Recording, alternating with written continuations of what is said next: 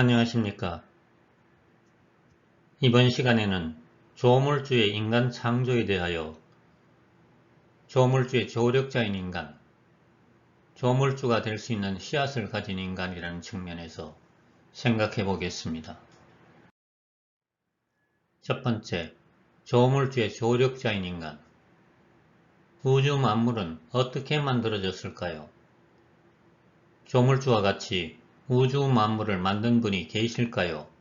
아니면 수소, 헬륨과 같은 간단한 원소로부터 탄소, 산소와 같은 복잡한 원소를 거쳐 무생물에서 식물로, 식물에서 동물로, 동물에서 인간으로 진화해 진화를 거듭하여 현재의 모습에 이른 걸까요? 우리가 살고 있는 지구에는 인간, 동물, 식물, 박테리아 등 다양한 생명체가 있습니다.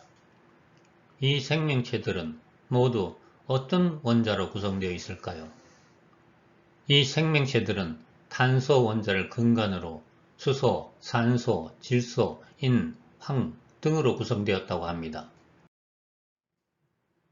생명체를 구성하고 있는 탄소, 산소 등의 원자가 생명을 가졌다고 할 수 있을까요? 아니죠.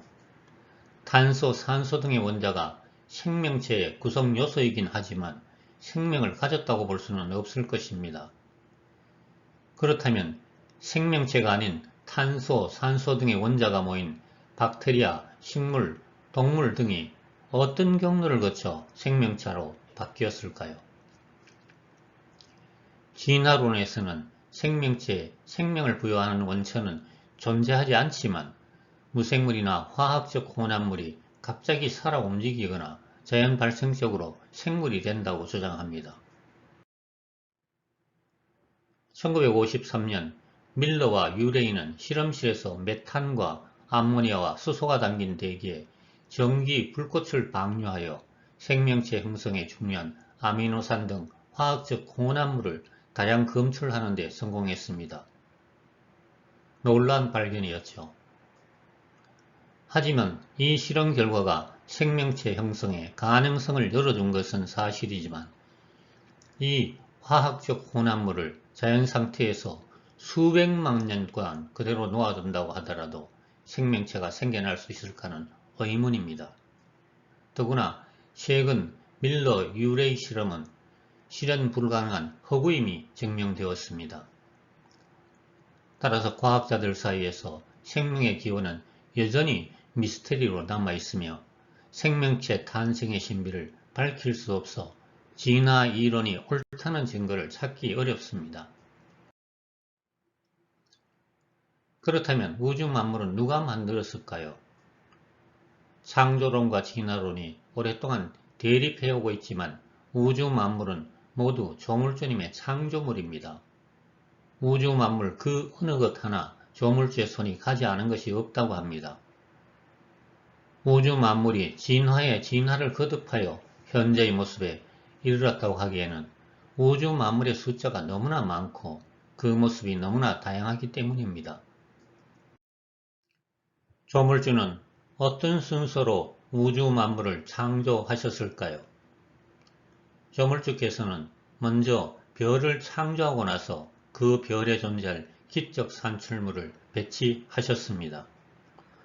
먼저 무생물을 창조한 후 식물을 창조하고 그 다음에 스스로 움직일 수 있는 동물을 창조하였으며 동물 창조의 마지막에 인간이 창조된 것은 조물주의 판단에 의한 진화의 스케줄이라고 할 수 있어요. 이런 창조 과정을 우주의 여러 방향에서 시차를 두고 진행하였는 바, 그중 가장 중요한 부분이 인간의 창조라고 할 수 있습니다. 조물주께서 왜 인간을 창조하셨을까요? 조물주가 인간을 창조한 목적은 우주의 발전 과정에서 스스로 동참하고 노력할 수 있는 각 분야의 조력자를 만들어내고자 함이었습니다. 조력자라 함은 농부가 혼자 농사를 짓다가 과일 나무는 A 일꾼, 벼농사는 B 일꾼, 콩농사는 C 일꾼에게 맡기는 것처럼 분야별로 일꾼을 따로 두어 농사를 짓도록 하신 것으로 생각하면 될 것입니다. 조물주께서 인간보다 더욱 진화된 생물체의 창조도 가능하였으나 이러한 지적인 생물체의 창조는 조물주의 입장에서도 상당한 노력이 필요한 부분이었어요. 왜 그럴까요? 그것은 인간이 겪어 넘겨야 하는 복잡다단한 변수가 설계도에 입력되어 있기 때문입니다. 이 변수 중에는 조물주를 도와 우주의 본체에 진입함으로써 자신이 스스로 진화하고 우주의 진화에 동참할 수 있는 부분까지도 입력되어 있다고 합니다.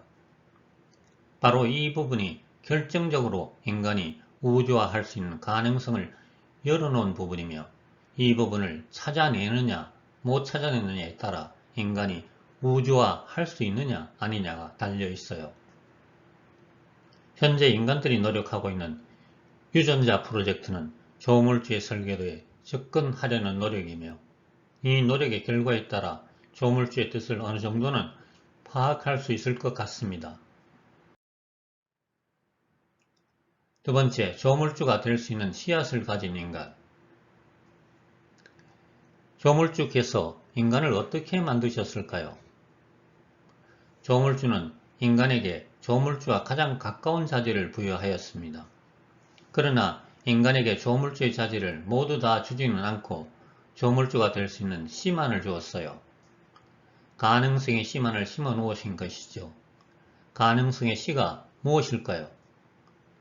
가능성의 씨는 조물주의 반열에 오를 수도 미물보다 못한 존재가 될 수도 있는 아주 신축성 있는 씨입니다. 가능성의 씨가 제대로 발화하면 조물주가 될 수도 있습니다.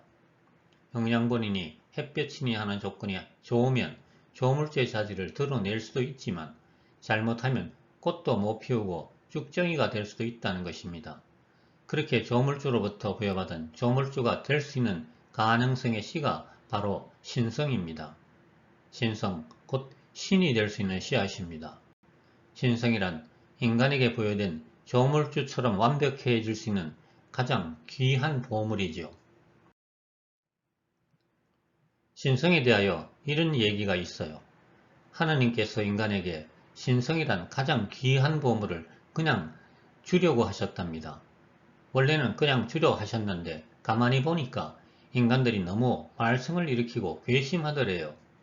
그래서 그 보물을 어딘가 인간이 찾을 수 없는 곳에 숨겨 놓으셨어요. 그것이 어딜까요? 바로 인간의 마음속입니다. 사람들이 마음을 들여다보지 않기 때문에 이건 절대로 찾을 수 없을 것이다 라고 생각하시고 그 귀한 보물, 곧 신성을 인간의 마음속에 숨겨 놓으셨답니다. 오직 마음을 들여다보는 사람만 찾을 수 있도록 말입니다. 어떤 대단한 신도, 조물주조차도 인간의 마음을 좌지우지할 수 없습니다. 왜 그럴까요? 그것은 인간 각자의 내부에 잠재되어 있는 신성 때문입니다. 조물주가 인간을 마음대로 하지 못합니다. 이는 부모가 자기 아이를 마음대로 하지 못하는 것과 같습니다. 인간은 다 자기 의사가 있습니다. 어린아이조차도 자기 의사가 있어요. 특히 사춘기에 다다른 아이의 경우 부모 마음대로 할 수 없지요. 이렇게 저렇게 하기를 바랄 수는 있지만 부모가 마음대로 조종할 수는 없어요. 어떻게 하면 인간이 조물주의 뜻을 따르게 할 수 있을까요? 인간은 자기 마음에 있는 신성이 밝혀져야만 조물주의 뜻을 따르게 됩니다. 신성을 밝히기 전에는 조물주가 와도 수백 명의 신들이 와도 마음대로 안 되지요. 신성이 밝아져 스스로 알아서 하기 전에는 다른 것으로 빠지는 인간을 어쩌지 못합니다. 다만 바라볼 뿐이지요. 조물주께서는 인간에게 신성이라는 완벽할 수 있는 조물주와 같이 될 수 있는 자질을 부여하였지만 그 내용 자체는 완벽하지 않은 것처럼 보이는 인간을 만든 것입니다. 이것은 조물주께서 능력이 없어서 그런 수준으로 만든 것이 아니라 그분이 다양한 것을 좋아하기 때문에 의도적으로 그렇게 했다는 것입니다. 조물주로부터 부여받은 조물주가 될 수 있는 가능성의 씨인 신성을 밝혀 완벽한 인간으로 살아갈 수 있었으면 좋겠습니다. 경청해 주셔서 감사합니다. 다음은 인간은 조물주의 분신에 대해 말씀드리도록 하겠습니다.